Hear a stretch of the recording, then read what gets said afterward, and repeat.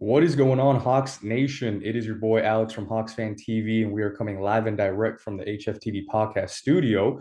Yes, that is right. We are officially launching our new podcast, available on iTunes and Spotify and anywhere else you get your podcasts. This is the first addition to our new HFTV podcast. But really, the content that we're going to push on these shows is really just recent Hawks news. We'll do some historical Hawks facts and just talking about the season and the games and what we like and what we don't like. So we appreciate you guys supporting the brand, and we love all of our Spaces interactions. But for some of you folks who can't make the Spaces live or watch the recording, or maybe you don't have Twitter, we want to make sure that we get as much content to all of you listeners out there that only listen to podcasts. So we're really excited. If you guys don't know me, my name is Alex, and I'm the founder of HawksFanTV. The goal was to bring the best Hawks content available from an unbiased and just from a big super fan like myself. And our mission was to provide you content for the fans by the fans. If you guys don't know us, we are credentialed Hawks reporters, so we have access to the pre and post games with the coaches and the players. We were at media day this past season as well, so we're really excited for a brand new season. And this is the most exciting season that we have to look forward to probably ever in Hawks history. So really excited. My co-host that's joining me today is my buddy HawksFanTV Mac, and I will let him introduce himself. What's up, Hawks fans? I cannot be more excited to be doing this and be a part of this team. I've been with HawksFanTV basically since the inception. So couldn't be more proud to be a part of such an amazing team. As Alex said it so beautifully, we've always been bringing you guys a lot of content, but now we're bringing you even more. And I just am so excited to see where this thing goes, man. So I'm pumped. Yes, sir. Yes, sir. All right. Well, yeah, man. So let's go ahead and get into some of the more recent news. If we would have recorded this yesterday, we wouldn't have been able to talk about this. So the most recent news in Hawks universe is definitely the rumor that, I guess not necessarily a rumor, but the news that the Hawks were interested in Jae Crowder from the Phoenix Suns. I, for one, honestly, man, I personally think it's the possibility of that the front office has seen something in AJ Griffin over the summer, maybe even while they were in the Middle East here recently. Maybe he is progressing at a rate quicker than they were originally expecting, and they feel like he can maybe play a little bit of a larger role. And maybe it's the combination as well that one of my favorite players, Bogey, his knee problems and his health is maybe a little more concerning than they would like to admit. And at the end of the day, we all love Bogey, but it's a business. And I think, bringing in, if we were to trade Bogey for Jay straight up, I'm sure there would be a pick or something, because I think the contracts don't exactly match. But I think it would be a huge positive for the Hawks. I don't think it's something that we necessarily need to do, but I do think that this, if we go through with it, I don't think any Hawks fan will necessarily regret it. Yeah, I mean, I'm right there with you, Mac. It's funny because Shams reported this literally this morning about how the Hawks have become a potential suitor for Jae Crowder, and there have been conversations that have happened in recent weeks involving the Hawks and the Suns and what it would take to get someone like Jae Crowder. And I mean, obviously, a lot of Hawks fans were excited. I'm certainly kind of in the middle.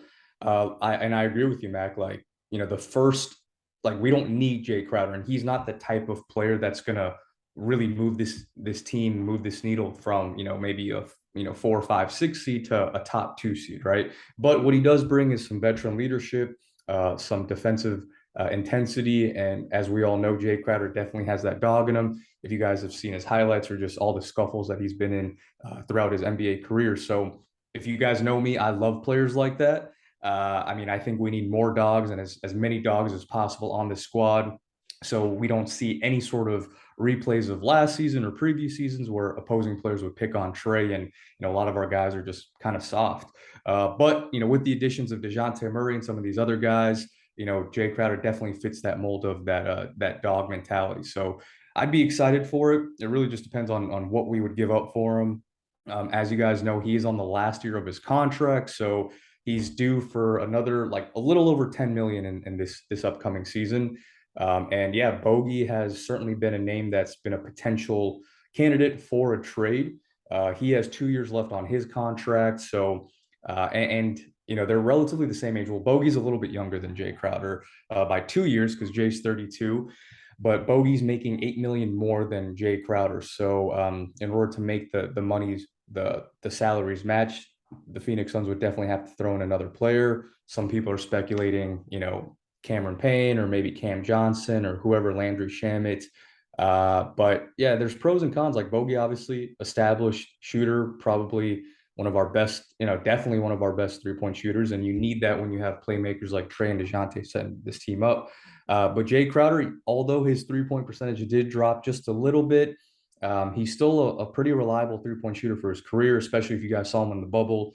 He was draining threes all throughout that postseason. So, and he definitely is a better defensive player than Bogey. But I mean, Mac, I don't know. Maybe our front office, maybe our medical staff have some intel around Bogey's knees, and maybe they're not fully confident that he's going to be able to hold up, especially for a full 82 games, and then going into the postseason, Right. your best ability is availability. So Oh yeah. we'll see what happens, but I trust in Landry Fields and Travis Schlenk to make the right move. And I'm in the camp of let's wait. Let's wait until like the deadline gets a little bit closer. Teams are getting desperate, and see what happens there. But I think this roster is good the way it is. But I wouldn't be upset at Jae Crowder. Oh yeah. No, I honestly couldn't agree with you more. I think, yeah, I haven't heard Cam Johnson's name floating around, but if we got, Cam Johnson and Jay Crowder for That's probably a Bogey, pipe dream, but I would, that would be something special. But I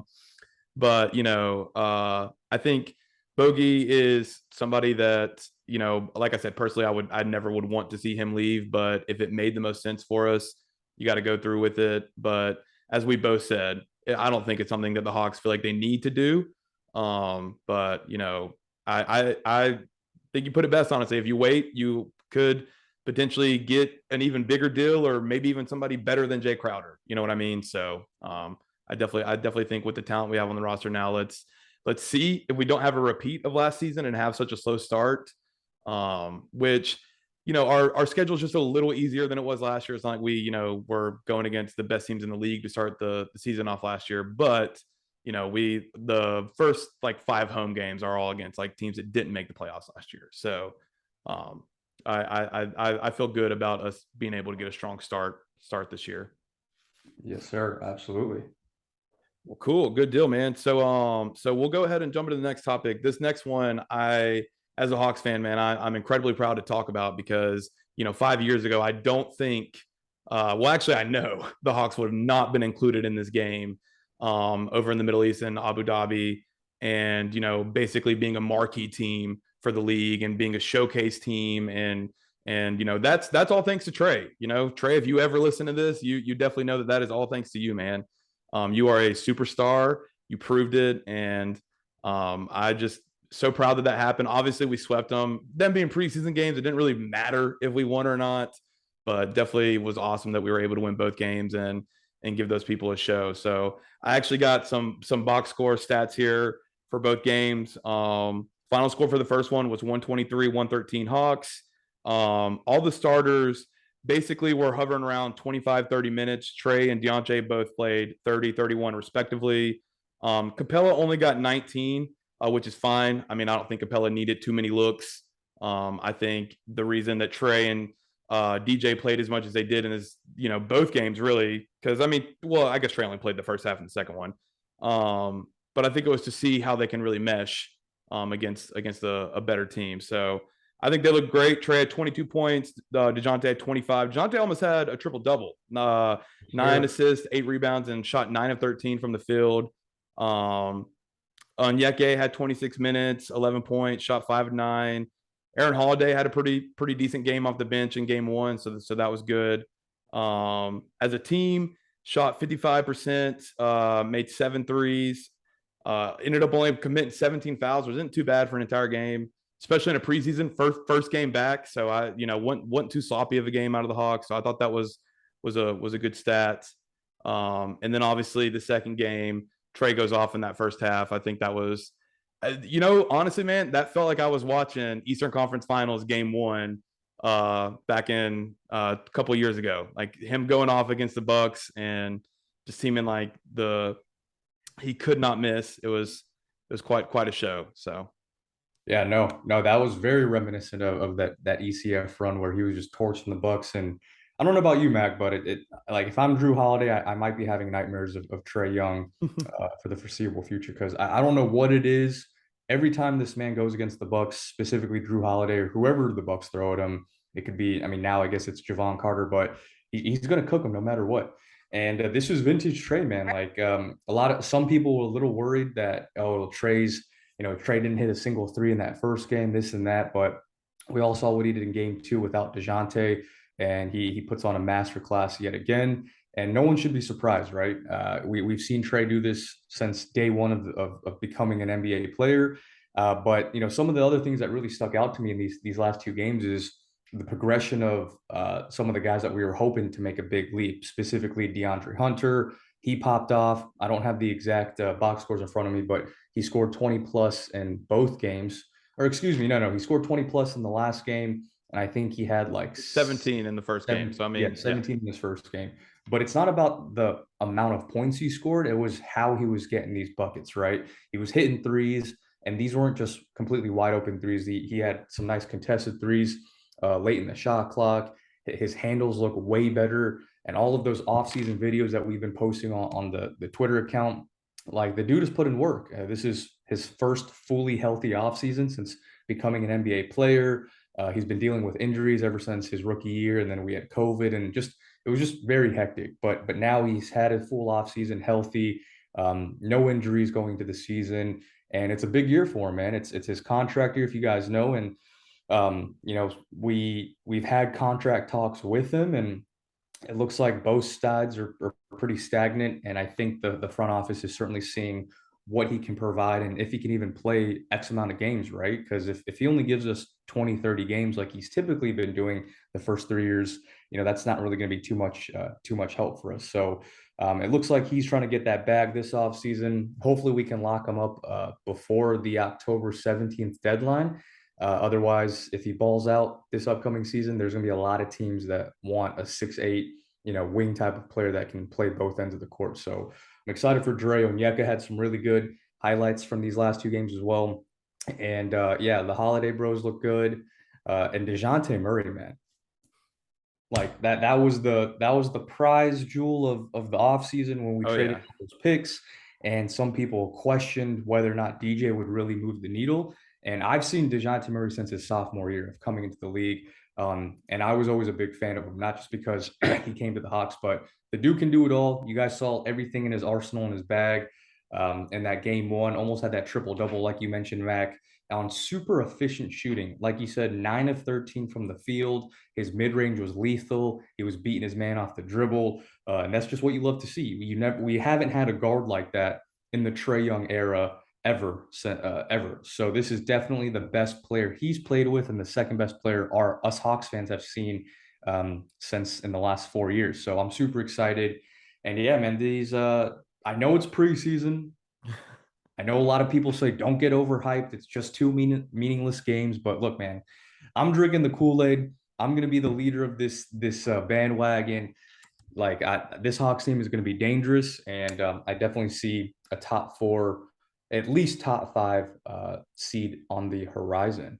Oh yeah, no man, I've been drinking the Hawks Kool-Aid so much the last week. I got that little red mustache, when you would Yeah, get it, I see little it. I see it stain. right now. Yeah, Yeah. man. So I've been drinking the Kool-Aid too, man. And I'm right there with you where I get it. It's two preseason games, pump the brakes a little, but I just thought we looked damn good. And DeJounte is going to give us an element that I think we were missing. It's almost like if Solomon Hill was an elite player. You know what I mean? Like he's got that dog in him. And I mean, I believe it was Serge Ibaka, but he blocks him against the backboard and then stares him down in a preseason game, man. Like who is taking it that serious, for lack of a better term at that point. DeJounte is. Guys like DeJounte do, because it doesn't matter, man. If you're playing basketball and you're on the other team, he's going for you. And I'm excited, man. I think, I think, and we'll kind of get into the predictions a little later towards the end of the show, but like I'm right there with you, man, where I think the potential of a top 3 seed, and Hawks players having multiple All-Stars. Like I think Trey and Dejounte both will make an All-Star. My hot take is honestly that we're going to have 3. And my third is the guy that you were just talking about. I think DeAndre Hunter he's going to break out this year, man. I'm right there with you where the first healthy offseason he's ever had, and he just looks primed and ready. And I think people need to be scared of what DeAndre Hunter is gonna be doing this year. So Absolutely. Hey, yeah, I man. wouldn't be surprised if Dre made an All-Star team, but we'll see what he can do. Last I checked, DeAndre Hunter was like plus 8,000 for winning most improved player. And I'm telling you, Hawks fans, I'm not promoting or encouraging you guys to do any form of gambling, and I'm certainly not a financial analyst or consultant. So this is strictly for entertainment purposes only. But if you are a betting man, I would take those odds plus 8,000. You can put $10 down and win $800 back. So pretty good ROI.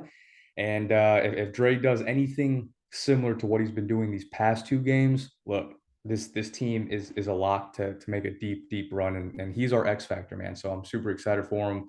I know I've been super hard. If you guys have been following us since day one, I certainly had my fair share of criticism on DeAndre Hunter, almost to the point where he actually blocked HawksFanTV on Twitter. So funny story, but we have nothing but high hopes for him, and I know what he's capable of, which is why I'm so hard on him. But hopefully he doesn't misconstrue that for just negativity and hating, because I believe in him, and I think he definitely has the potential to emerge as our third best player. And that's what we need, Mac. We need him to be our third best player if this team is going to make a deep run. But yeah, I mean, I'm excited. Oh yeah, no, I mean, John Collins is my guy, and he can be your favorite player or third favorite player. But if John Collins is the third best player on the team this year, I don't know if it's going to be as good of an outcome. So DeAndre needs to take that step, and as we both said, man, I think the year is this is the year. So DeAndre, man, we love you. Come back to HawksFanTV, man. We love you. We love you, man. Yes, sir. Cool. Well, I did want to talk about it real quick too, because I know you were actually in attendance, but I wasn't able to make it this year, but I made the open practice for last year. And I'm going to tell you, there was a fraction of the amount of people that were there last year that were there this year. And the one last year was even over the weekend. So this was a weeknight that they did it. And I think the team looked great. It's an open practice, so they're going against each other, but it was very athletic plays. But I think something that I wanted to kind of talk about that I think is pretty noteworthy is one of my good friends, Derek Freeze. Derek, if you're listening, shout out to you.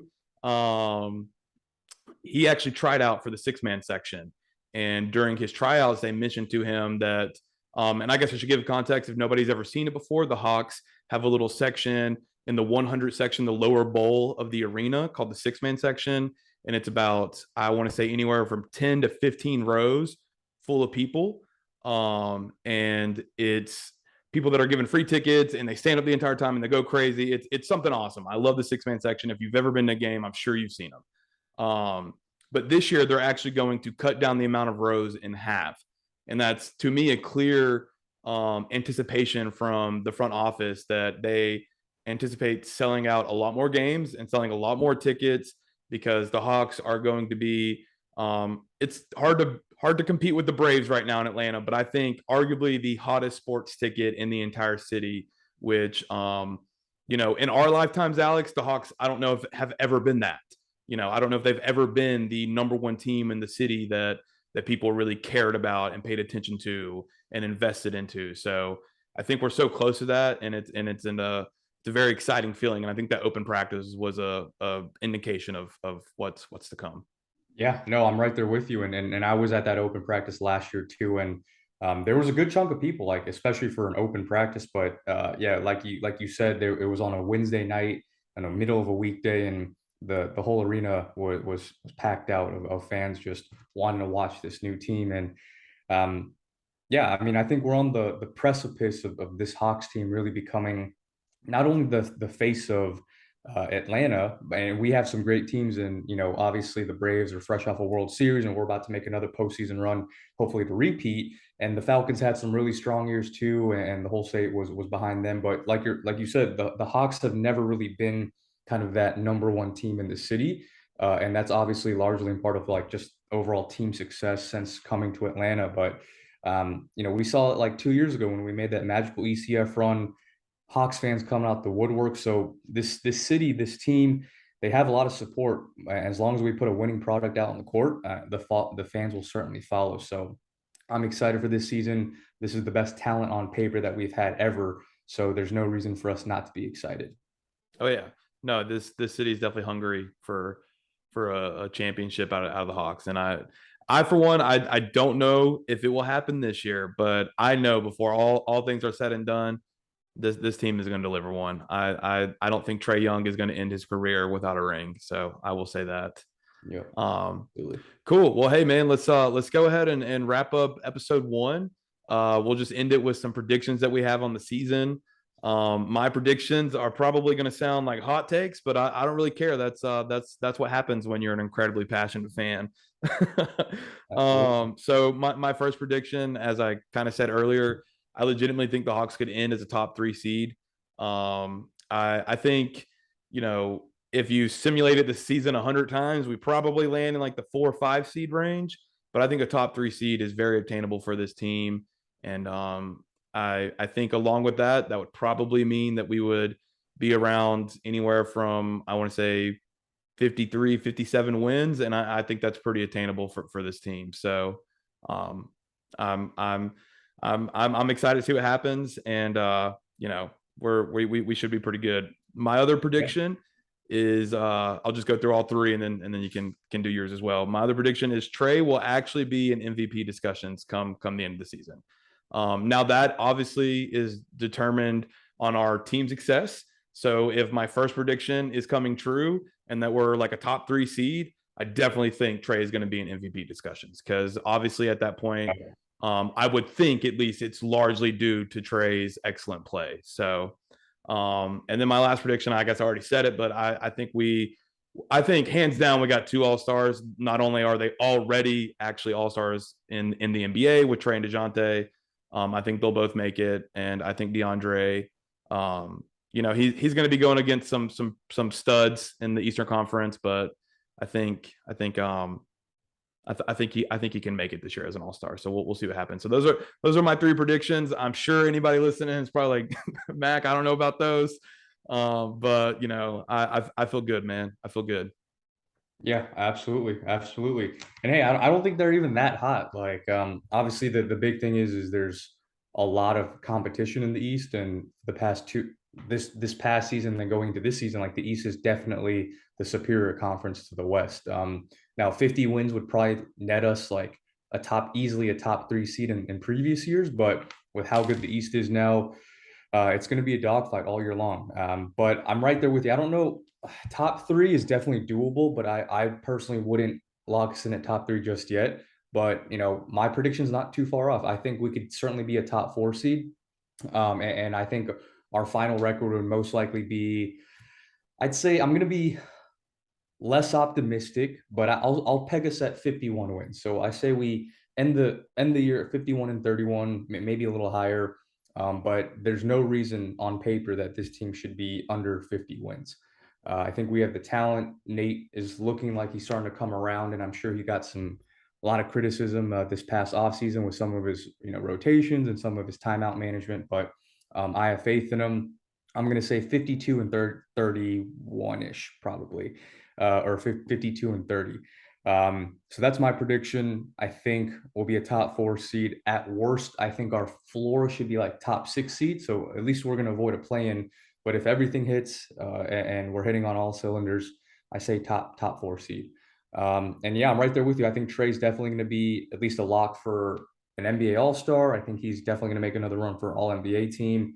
And if our first 2 predictions come true and we're right there in the top 4 seed, 50 plus wins, there's no reason why Trey Young can't be in those MVP discussions. So I'm right there with you. I think Dejounte is also going to make an All-Star team. I think we're going to have the best backcourt in the NBA. And DeAndre Hunter has good odds to make, most improved player. Clint Capella could maybe win a defensive player of the year. Who knows? A lot of good things, Bogey for six man possibly. Who knows? So I'm excited, as you guys can tell. But maybe that's just my homer coming out. But no, I'm excited. We're excited. Everyone at Hawks Fan TV is excited, and we're definitely going to be bringing you guys all the best content we possibly can all throughout the season. So make sure you guys follow us on Hawks Fan TV at Hawks Fan TV on both Twitter and Instagram. And of course, you can find our podcast with the same name as well. Mac, back to you. Yeah, man, I think you summed it up great. We'll go ahead and we'll sign off on that. Hawks fans, so excited to be bringing you guys this, as Alex said, and just be looking out for more content, guys. Hawks Fan TV is just getting started, so I'm super pumped, guys. So Yes, y'all have a sir. good night, and we'll see you guys soon. Yes, sir. Go Hawks, baby. Go Hawks, man.